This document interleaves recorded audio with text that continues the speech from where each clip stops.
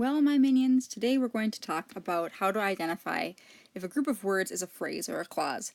This is something that's really important to know as you're working to create strong sentences.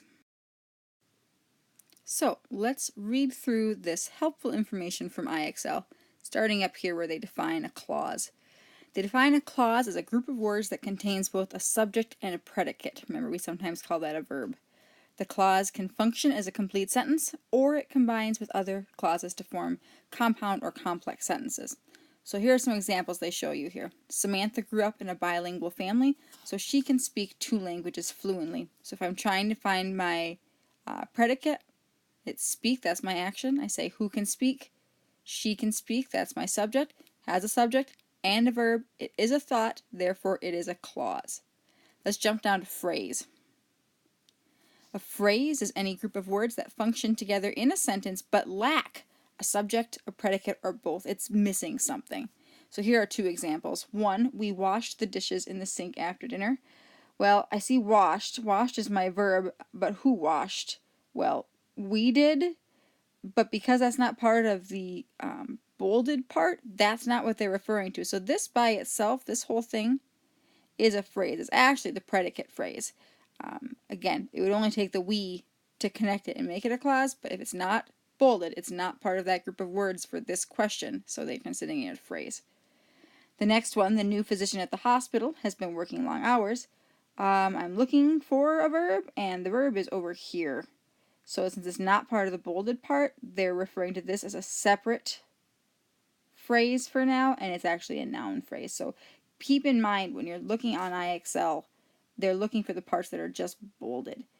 Phrases are part of clauses sometimes, and sometimes they're separate things entirely, but just again, for this purpose, just look for the bolded words. So, because we're just looking at bolded words, I'm not actually really going to even consider any of the sentence outside of the bold part. Normally I tell you to read everything.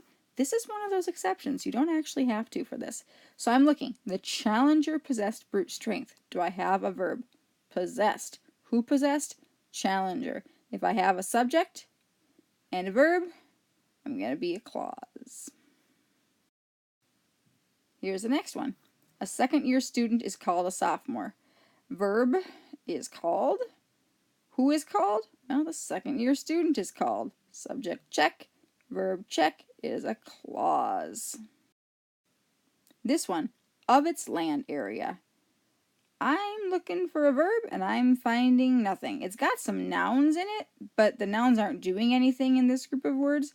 It's going to be a phrase. Specifically, it is a prepositional phrase, but phrase is good enough for now.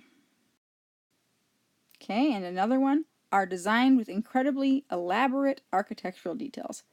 Our design is my verb, and the subject is not in the bolded part. In case you're curious, the subject is actually temples and shrines, but it's not part of the bolded part, so we only have a predicate, which means that group of words is just a phrase. Humans have unique fingerprints. Have, who has? Humans have. Subject, verb, clause. The role of a prosecutor. There's no verb there. It's over here, but it's not part of the bolded part, so phrase. And finally, that includes long-range weather predictions. Okay, includes is a verb. What includes? This is a weird one. That includes. That is a pronoun, and it's actually taking the place of the farmer's almanac, which would be, a more specific subject, but in this case, that is a subject. Includes is a verb, so it's a clause. It's called a relative clause. It means it's relative to the other information in the sentence, but watch for those. That's can sometimes be the subject of the sentence. You should have enough now to work on phrases and clauses. Best of luck to you.